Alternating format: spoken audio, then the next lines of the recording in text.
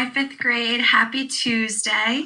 I hope that you guys had a lovely Easter weekend with your families and that you're doing well today. I want to remind you how important it is to just make sure you're keeping up with your work. If you are not in the Google Classrooms for all your teachers yet, I'm going to be making calls to you this week to help you do that. But it is really, really important that we stay connected and that we're doing this work so that we're sixth grade ready. Today I'm going to show you what your lesson plan is. A lot of it is going to be you doing independent work, and then I'm going to read a few pages to you. So if you look, this is your Google Classroom. You're going to click classwork, and then today's activity is going to be the one labeled with today's date, 4/15. What you're going to want to do is use it as a guide along with this video to do your work. So the first thing I'd like for you to do right now is go ahead and start on the do now.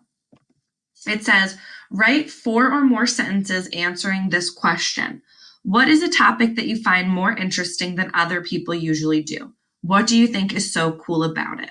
So right now you can pause this video and spend 4 minutes writing 4 or more complete sentences to answer that question. Press play when you're done. All right, if you're back, that means that you've done the do now. The next thing that we're going to do is the vocab exam. The directions are right here. Vocabulary quiz. Take the vocab quiz that's called Level Blue Unit 12 Vocab Exam. It should be the assignment next to this. So back on the classwork tab, we're going to come same place we were, and bam, there you go. Here is our vocab quiz. You're going to click it, and then it's going to be multiple choice for you, just like it would be in the classroom, and I'll be able to put that grade into Jupyter for you. After you've done that, you're going to do this, right? You're going to highlight this green so that it's easy for you to see that you're done. And we're going to go on to our reading.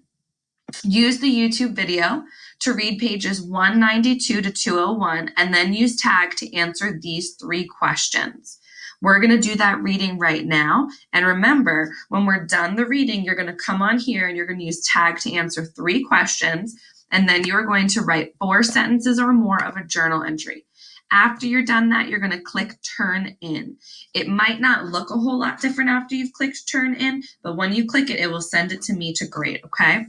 So we're going to start off reading right now, and we're going to do page 192 to page 201. So if you need to pause the video real quick to go and get your book, you may, but let's go ahead and read on.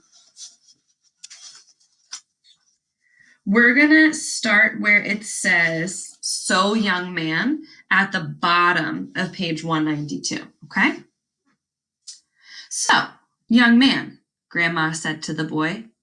He stood with his hands behind his back, real proper, like he was some kind of big-time businessman. He even had on a shirt and tie. I'm sure my grandsons here are dying to know. Do those laces come with the sneakers, or are they sold separately? The boy started laughing, straightening up the laces on the tables. Jeannie and Ernie recognized the metal tips on the ends of the shoelaces. They were the ones that came with Jordans, not that either of the Harris boys had ever had a pair of Jordans. Their father refused to spend that kind of money on sneakers. But Jeannie's best friend, Aaron, he had some. And Shelley, and theirs had those silver tips. No, ma'am, the boy said in his best Selly voice. These were shoelaces, but they're not anymore. He took one of the laces and wrapped it around his wrist a few times. The metal point stuck together. I used magnets on the tips, so now they're bracelets or necklaces. He circled one around his neck. Ta freaking da. Oh, wow. Grandma was obviously impressed. Jeannie wasn't. Maybe it was because he'd seen Tess make something way better out of bottle caps. Or maybe it was because he knew that shoestrings as jewelry could never fly back home in Brooklyn. That's cool, right, boys? Right, Ernie said, slowly inching away. And Jeannie was inching right along with him.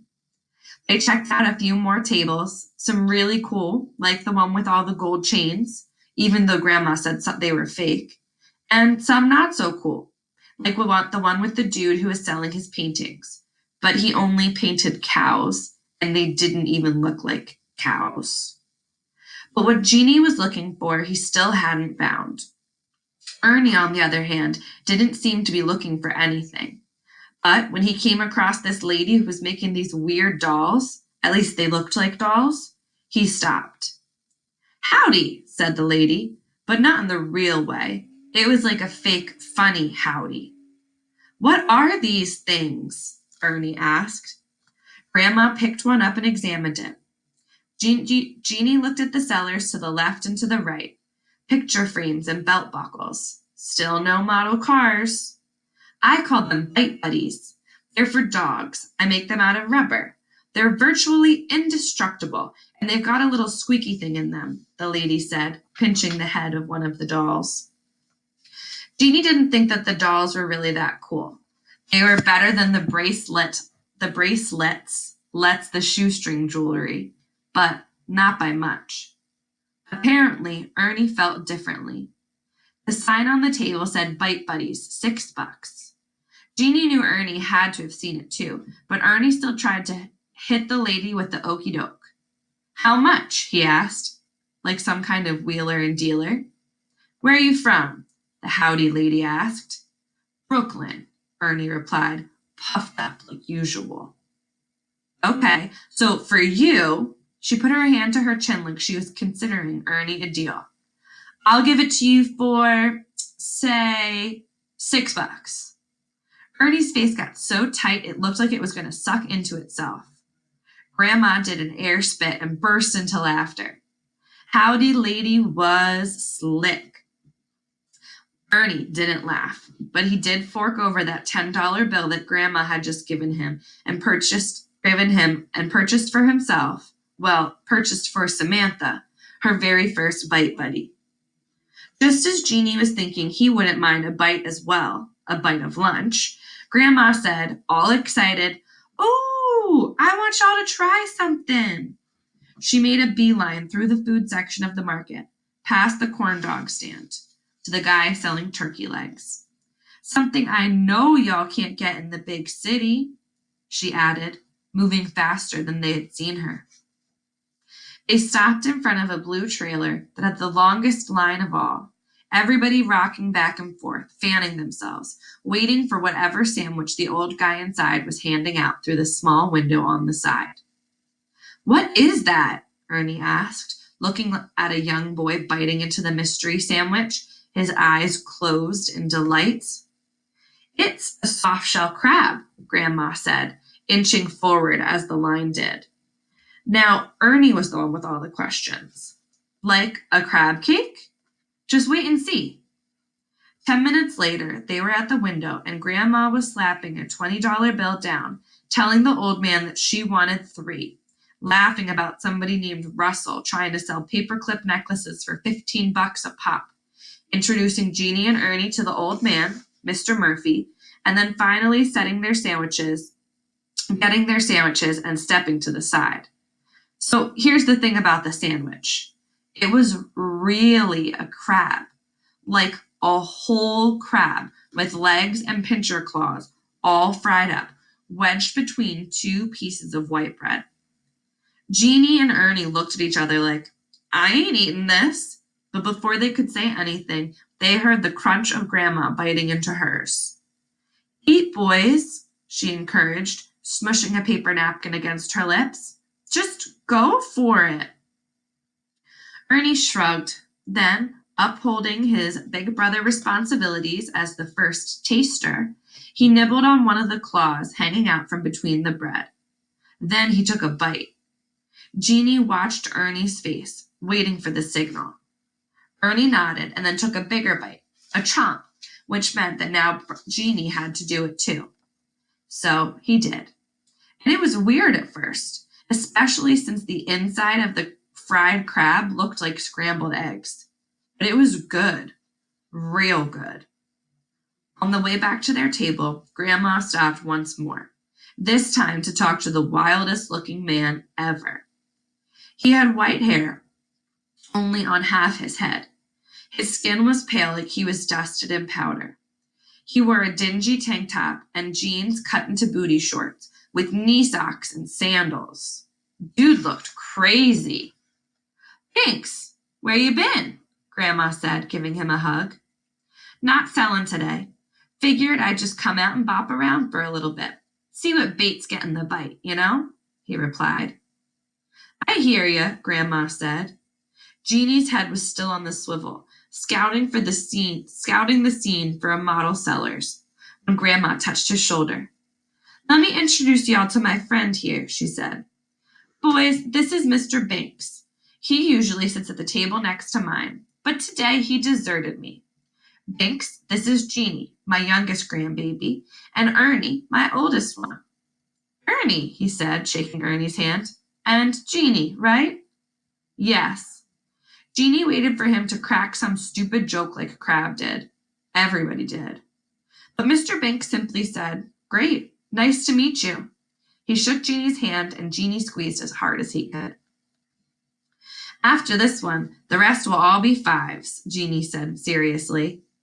Mr. Binks smiled wide, flashing the whitest teeth that Jeannie had ever seen. Whiter than Ernie's, whiter than even Grandpa's. So what you looking for out here, Binks? Peas? Grandma asked. Mr. Binks chuckled and said, Nah, not peas. Roller skates. Roller skates? Yep, he said, flicking a fly off his shoulder. For who? He pointed at himself. Me. He didn't seem like the type of guy who would roller skate, but then again, he kind of did. But we don't have no roller rinks around here, Binks, so it don't make much sense to get skates. I don't need a rink. I plan on skating to work, on the road. Ernie almost snotted on himself, trying to hold in his laugh. But Jeannie thought it sounded pretty awesome. Weird, but awesome. Binks reminded Jeannie of those people he saw performing on a train. The people who just didn't care about what anybody thought, just doing their thing no matter what. There was really something cool about that. They left Mr. Binks after he got caught up at the white socks table, buying 20 pairs of socks. Jeannie guessed for when he got his skates. They took a quick peek at the movie table. Ernie was always hunting for old karate movies, but the seller only had VHS tapes, so Ernie and Jeannie didn't look long. Afterwards, Grandma led them back to their table to start shutting everything down for the day. Do boys have fun? Grandma asked, folding the blue sheet the same way Ma folded blankets. Ernie grabbed the empty basket. I did, Jeannie said. He was disappointed that he hadn't found anything to fix Uncle Wood's truck, but the market was random and weirdly awesome, and he was definitely glad that he came. Ernie, Grandma prompted. It was cool, he said, turning the basket upside down. A few loose peas fell onto the ground. Good, Grandma said. Grandma, what does Mr. Binks sell when he's out here with you? Jeannie asked, because he figured a man who could dress like that and buy roller skates and 20 pairs of white socks might also be a guy who sold vintage model car parts. You never know. Ernie laughed. He's probably that guy Russell who makes paper-clipped necklaces. No, he's not Russell, Grandma said, heading for the parking lot. Binks is selling what everybody wants. And what is that? Jeannie asked. Good luck. That's the end of our chapter. So what you're going to do right now is you're going to pause the video and you are going to answer these comprehension questions right here. You're going to use tag, and you're going to remember that complete sentences are very important because I can't call on you to hear what you're thinking. I can only read what you're thinking. So I want you to please show off how smart you are in those answers. After you've done that, don't forget to do your journal with 4 or more sentences. You're not getting full credit on this if you don't do that. And then click Turn In. If you have any questions, please send me a Jupiter message, an email, or call me. I look forward to talking to all of you soon, and I hope that you're safe and healthy and happy. Bye, guys.